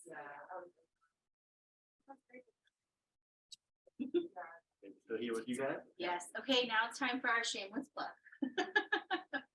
So we have a financial coaching and advocacy program designed specifically for people of color called Sea Change. This is something that came out of me actually meeting with people for brunch and meeting with more people of color in general. There were no people of color in wealth management who were clients. And when I started doing Brunch and Budget, I started meeting with more people of color, and I realized that I had to plan for them differently. And my certified financial planner designation did not equip me for how to plan with people who are first generation college grads, first generation in this country, first generation to be able to buy a home. They were often taking care of their parents or other family members. They were sandwiched between generations, and they didn't have any resources or any financial planners who were acknowledging those things. I had clients who told me that they had financial advisors who they met with and said, hey, your budget would work if you just stopped sending money to your brother every month, then you could save. And then they didn't see a financial planner for 2 years after that. That's why people don't trust the financial services industries, because they're not designed for our particular needs. Yes. So Dyalekt and I dove deep into the racial wealth divide in our podcast and in our work in general. Well, into the racial wealth divide initiative. We don't say Yes, that, like, I the know. people who come up with the stats, not the divide itself, although we are all a victim. We did. We made friends with them, and we created Sea Change as a way to do financial coaching through a racial wealth equity lens, specifically for people of color to build second generation wealth. Yes. So to get specific, Sea Change, it's a financial coaching and advocacy program. It's for people of color, and it's got a mission to create racial economic inclusion and give folks the tools to build some real generational wealth. Yeah, so in Sea Change, you will learn how to heal your relationship with money, navigate a predatory financial system, and build second generational wealth. So when you say you like people of color thing, we were just talking about specific need, but also the stats bear out the need for having financial planning, having financial services, Yeah. and being able to have folks take care of us and have our Yeah, back. exactly. That's the thing. And so we've actually created Sea Change with a sliding scale to keep in mind making it as accessible as possible for people. It's group community-based financial planning and also one-on-one financial coaching. And to compare, a lot of group financial coaching costs between $1,500 to $2,500 a month for a 3-month program. We are big believers in making your money resilient so you don't have to be. That was something a client once said, you know, it's a buzzword right now, being resilient in finance. In education, they say it's a bad thing. We shouldn't have to say that our kids are going through this stuff or that our people are going through the stuff, but we go through the stuff. Yeah, exactly. And so we actually, for Sea Change, we want to work with you for at least a year because we know that there will be financial setbacks. We know the system is inconsistent and that you need someone to be there for you for that amount of time to celebrate your successes and also help you through the hard stuff. Yeah, there's a great gulf between I know what's going on and I know what I can do about it. Yeah, exactly. So the Sea Change program includes 5 stages to your financial legacy. You get a financial coach, you get a Get Shameless plan. We have weekly Get Shameless hours to do group coaching. Those are virtual. Yep, and you get a financial advocate call. The whole program is virtual. Our 5 stages to financial legacy are We have, yeah, which takes you financial safety, financial stability, financial sustainability, then finally financial independence and legacy. These are all the financial stages that we could be in with all of our finances. yeah.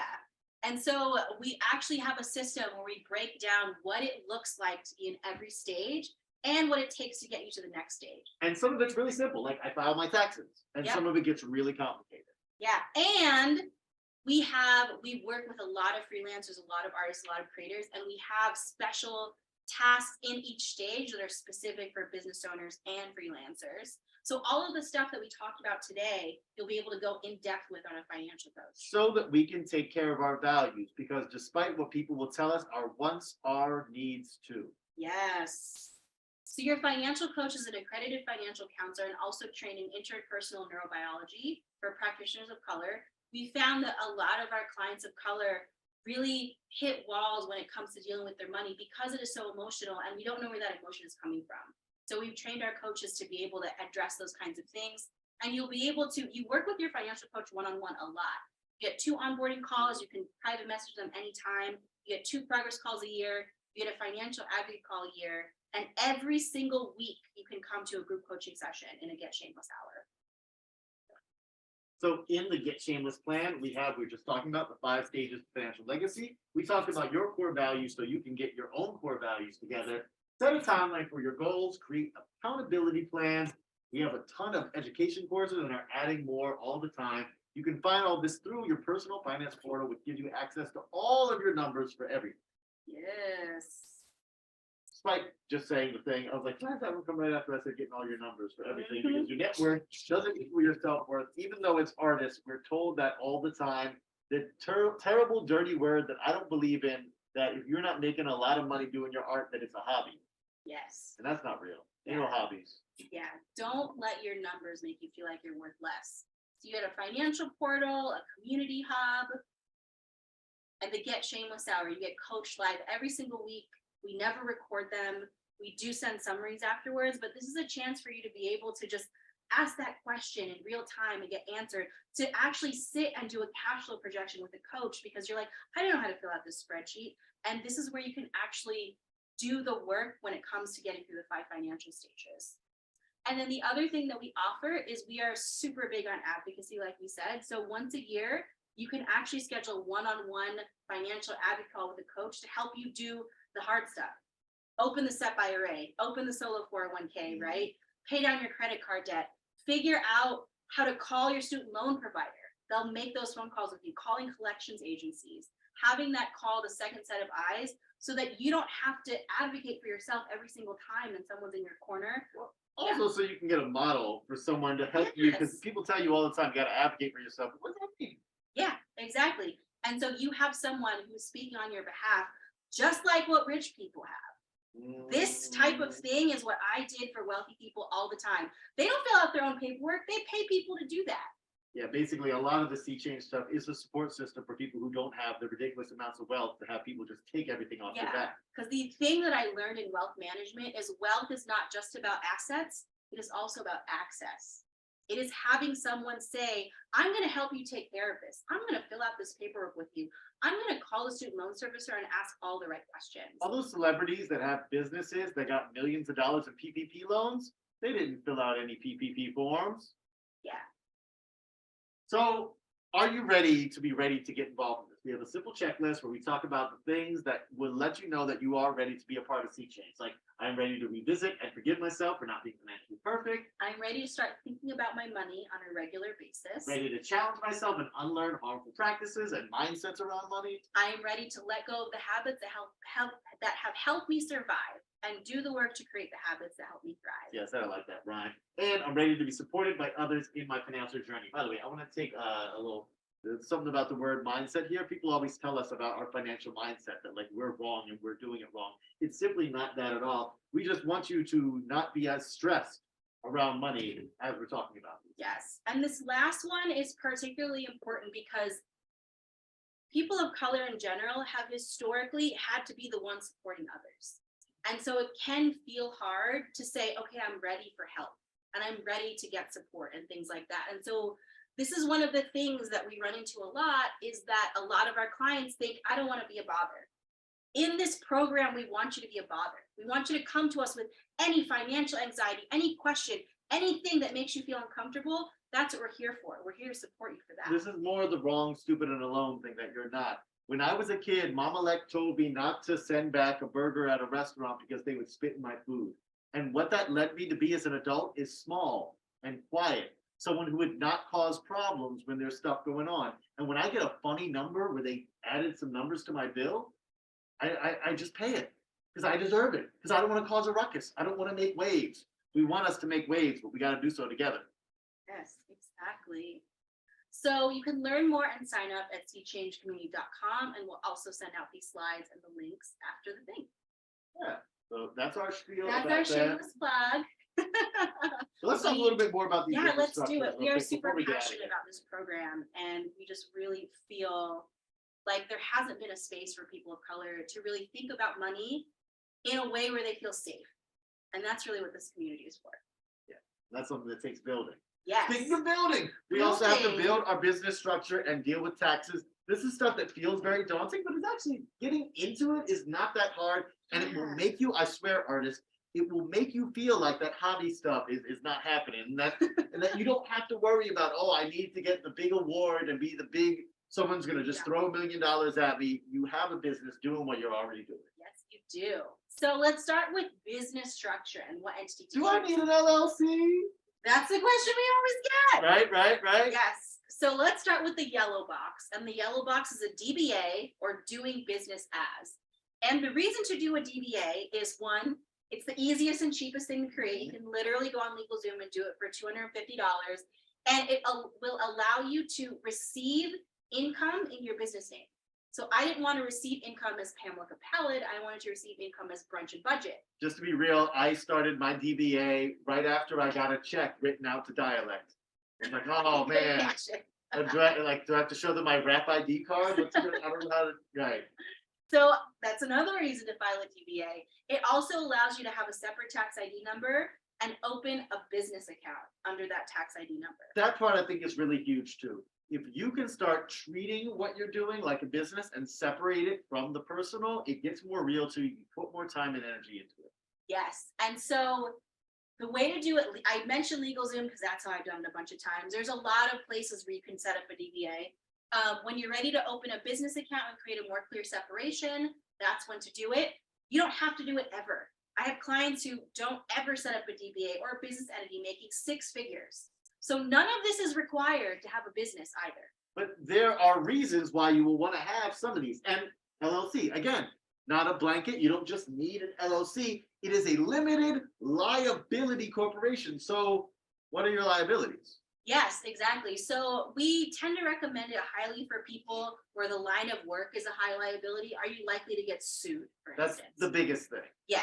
And so the reason why you want an LLC is if someone does sue you, they'll sue the LLC and they won't be able to go after your personal assets. This is here to hear like, oh, the business got sued, but all these guys get to walk away scot-free. Yeah, exactly, because they sued the LLC and the LLC went bankrupt, but your personal stuff is still protected.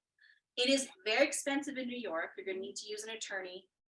It really depends on the state. So in New York, it costs $2,500 to set up an LLC. Because we have this old antiquated rule where you actually have to publish your LLC in a newspaper for 8 weeks.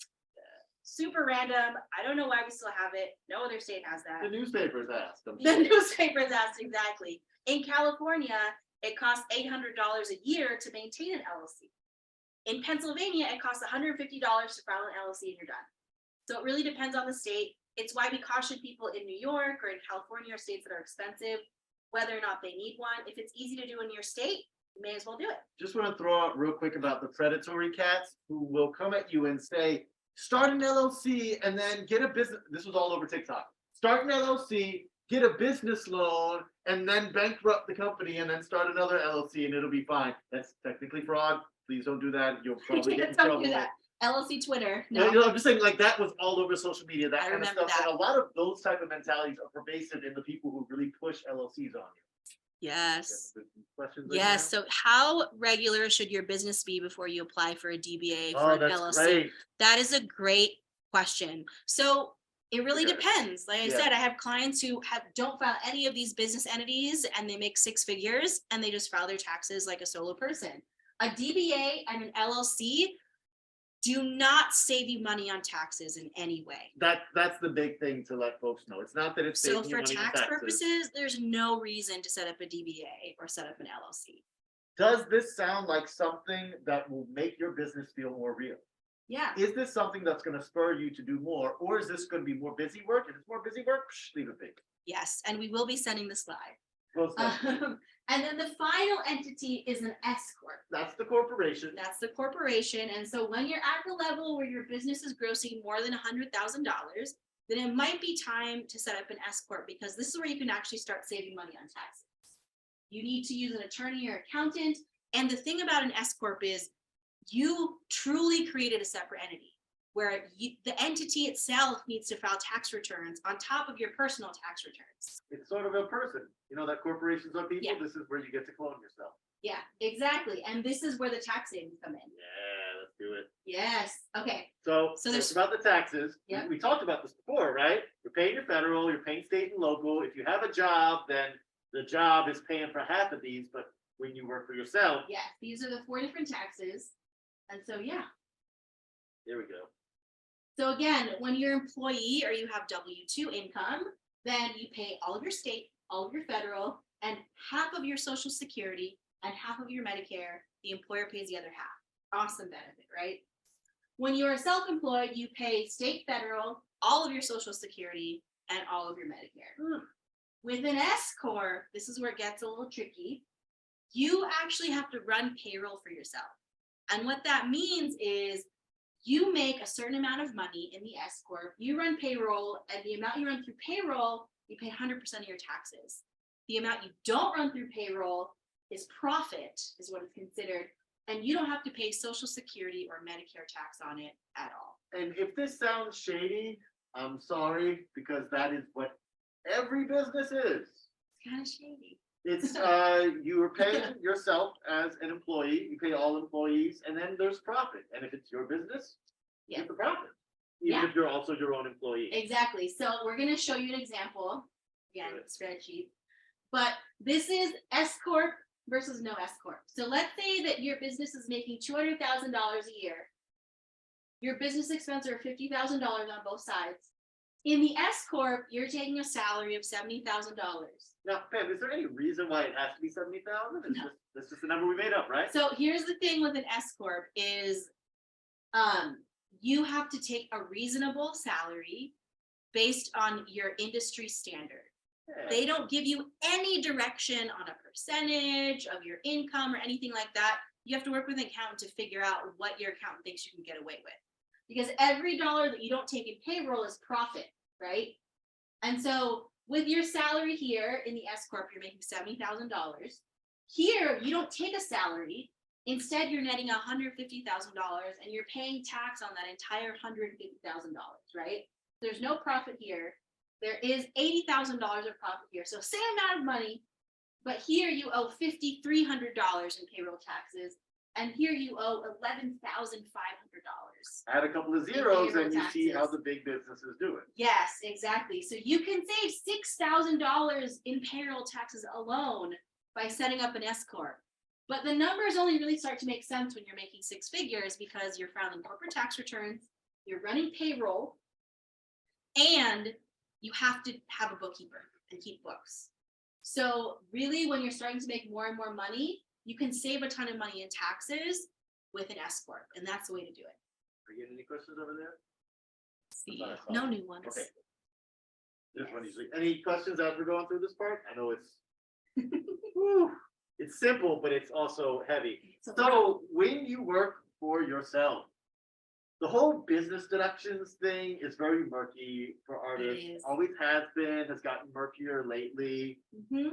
We recommend in general that if you are making any 1099 self-employed contractor income, you set aside at least 25 to 30% into a separate savings account. I disagree with the protect slides, 30%, just make it 30% of the stuff.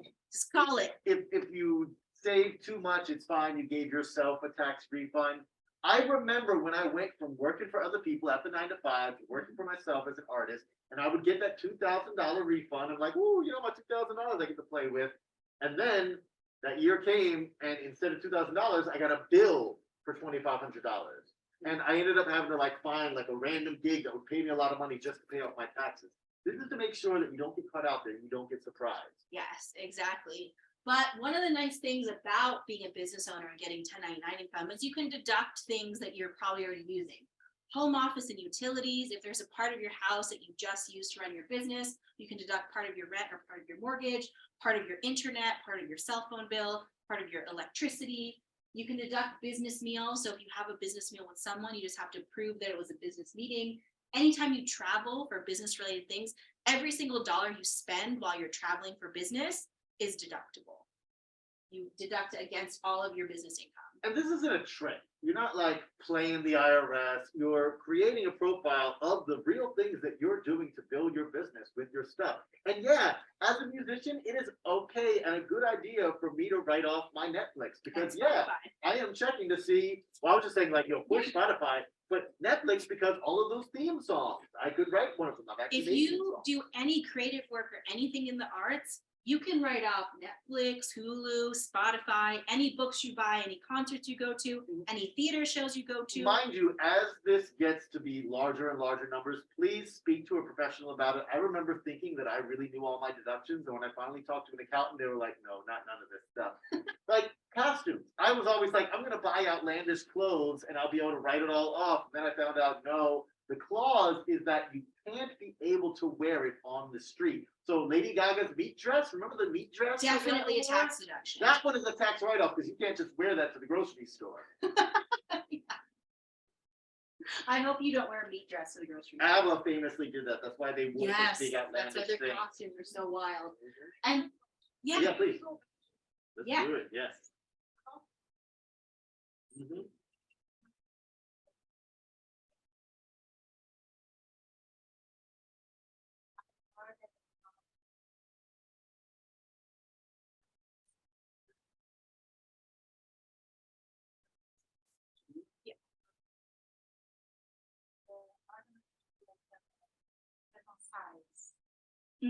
Interesting.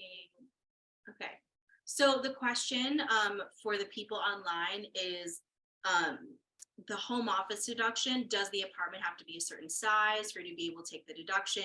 What are the rules around a home office deduction, essentially, right? I personally haven't heard whether or not the apartment had to be a certain size. The problem is that every accountant interprets the rule differently. And so the accountants that I've talked to have said, I've had some accountants who say there has to be a door that you can close. I've had some accountants who say, as long as there's a partition or as long as there's a clear separation, like a desk area, you can take the home office deduction and do utilities. So it really depends on who you ask. And I would go with what your accountant says, because they're the ones that would help you in the situation of an audit. Yeah, they're the ones who would be signing off on it, but when you're talking about the like size of the space, what I do understand is that it's a percentage Yeah, of the size of the space that you have. So what they might have been, I'm just making up stuff because I wasn't there, but like what they might have been saying is something about, well, this space is very small, so getting a percentage of it is difficult to make a story. Because the big thing about getting Yeah. audited, and we did a podcast episode about this, where we asked someone who was an auditor, is what story can you tell? When you go out to this business lunch with somebody, if you get audited, I want you to be able to tell them, hey, when you look at my calendar, I met with so-and-so, and we talked about this thing that did pertain to my business. If you can make that narrative work, then it should be okay. Yeah. That's the general rule of that's thumb the about big that. thing. Yeah, no problem. Okay, some Ooh, questions that's a here. big one to For skip the at. S Corp example, shouldn't there have been higher expenses than 50K because of the additional services required? Oh, great question. So Oh, Lisa, yeah. for that example, about that. I was just doing apples to apples for business expenses, so you could see the net numbers. The actual costs around the S Corp are different based on the accountant that you use, based on the payroll service that you use. So it's not something that I could really like put in as an example, but it's something to talk to your accountant about in terms of what it would cost. In general, the tax savings usually do outweigh things. Yeah. And then there's another question. I established an LLC for my freelance work and learned that it's really only good to have when you make 75K plus, or else the taxes I would pay would be far more than I were just filing independently. I make far less annually than 75K, but want to keep the LLC for future building. Would it be possible to just file personal and not LLC come tax time, or do I need to file both from now on? Great question, Marie. So with the LLC, if you're the only owner of the LLC, it's actually considered a disregarded entity. And so even though you have the LLC, everything is still flowing through your personal return. So you actually don't have to file a separate tax return. So you can definitely keep the LLC. I'm not sure where the 75K number came from, but in general, I would say that you probably don't need to spend the money on an LLC unless you're making a certain amount of money. But since you already have it, it's not going to affect your taxes at all. I mean, I was gonna bring up the disregarded entity thing. So thank Yeah. you for asking. that. Yeah, thank you. Well, this stuff can be complicated. I know, yeah. And again, like we said, everyone is kind of kept in the dark about it, so you're getting guesses and vague ideas.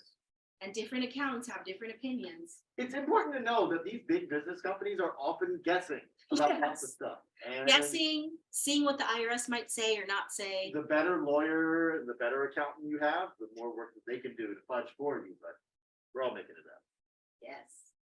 And so how do you keep things separate? Because if you have an LLC or a DBA or you're a sole proprietor, you're 10 times more likely to get audited than if you have a corporation. And part of the reason why is because they know that people who don't have a separate business account will commingle and try to take more business deductions than they're supposed to. I mean, It's also, yeah. the big reason is because they know that you don't have the resources to defend yourself. But, Yeah, you know. exactly. I know, that was my seat. No, but you're right too. Yes, You're right yes. also.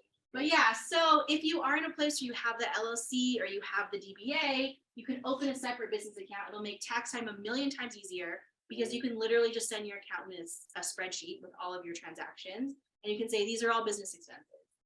Keeping your business and personal expenses will help you in the case of an audit. Audits are unlikely, but they do happen. They can only go back 3 years of tax returns. So you don't have to keep receipts forever, just for the last 3 years. And then you can also see if you're making a profit, because you'll be able to track your income and your expenses in one account. And then we like to link to QuickBooks Self-Employed. There's other places like Wave Apps or Xero. There's a lot of apps out there that Yeah, will use actually the help one you that track works for this you. stuff. Yeah. And then how to open the business account. Yeah, so if you have a separate business entity, like a DBA or an LLC, then you can open a business account under that business's name. If you don't have a separate business entity, that's okay. You literally just have to open another checking account. You could have more than one personal checking account, and you can say, this one is for all my business stuff, this one is for all my personal It's a stuff. great way to dip your toe into it. Yeah, and then I recommend putting all of your expenses and all of your income into the business account to start, and to transfer money to your personal account when you have to spend personal expenses. Yeah.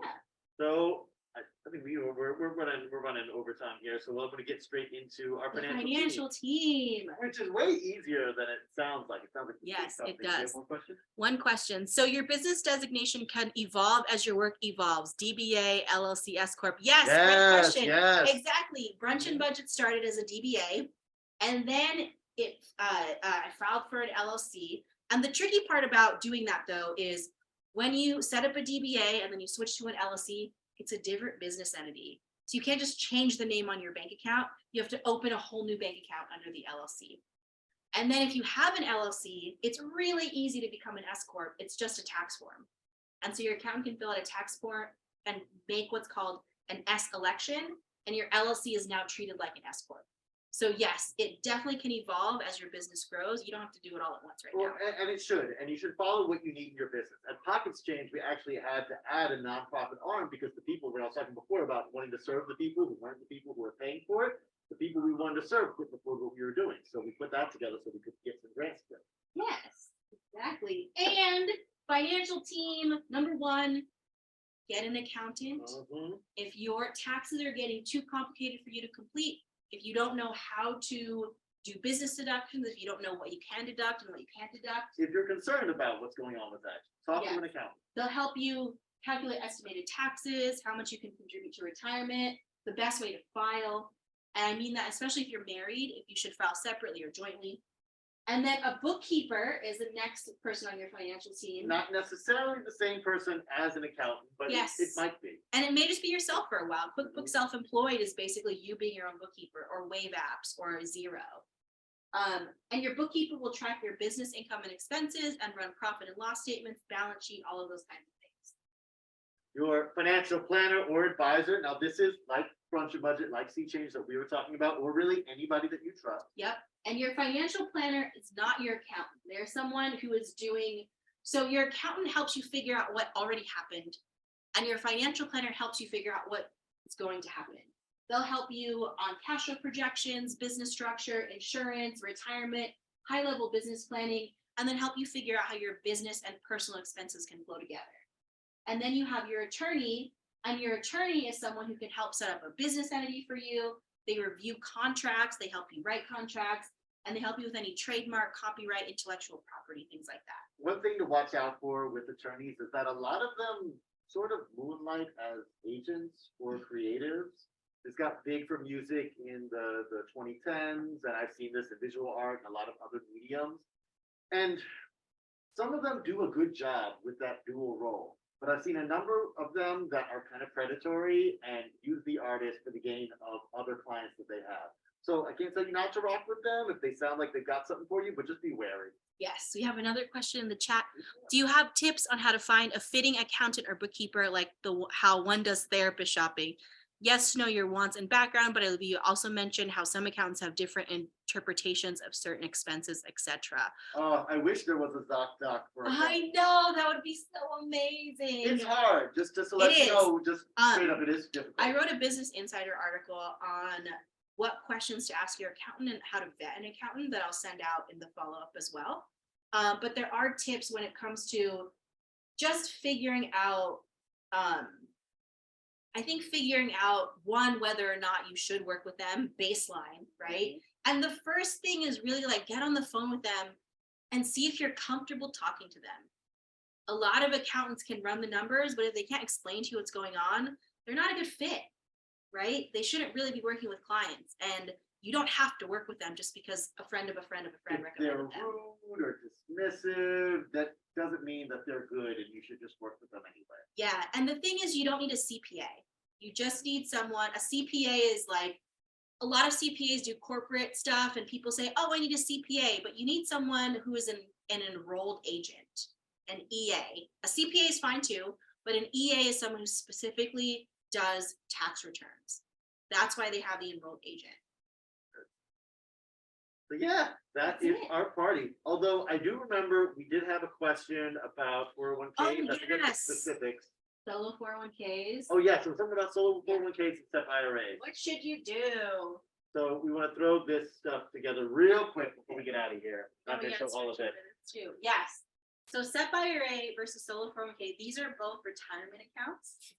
that are specific to freelancers and solo business owners. And I know artists don't retire. It's not about retirement. It's about a tax advantaged account. So you can put Yes. away some money that will make more money so that when you're older, you can play around. Exactly. This is how to save money. And so background, let me see if the rules are here.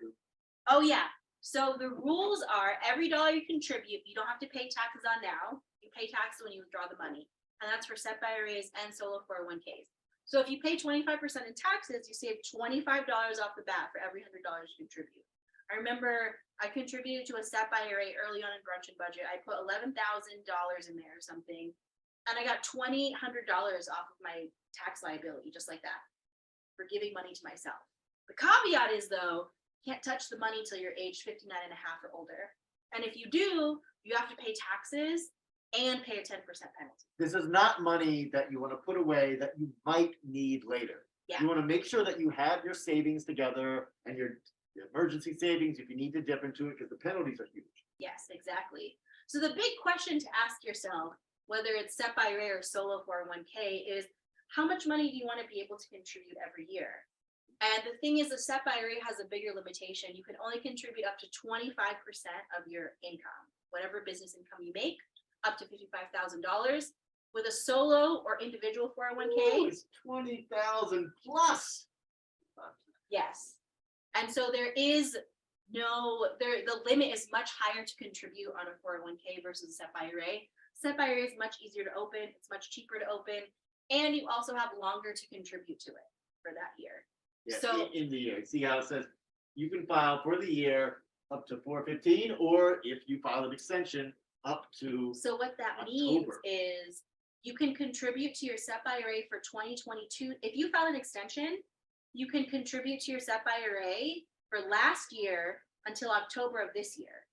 So you can still save money on taxes now by contributing to your SEP IRA for last year. Yeah, whereas the solo, by the end of last year, that was all. Yeah, it's over. So yeah, that's the difference.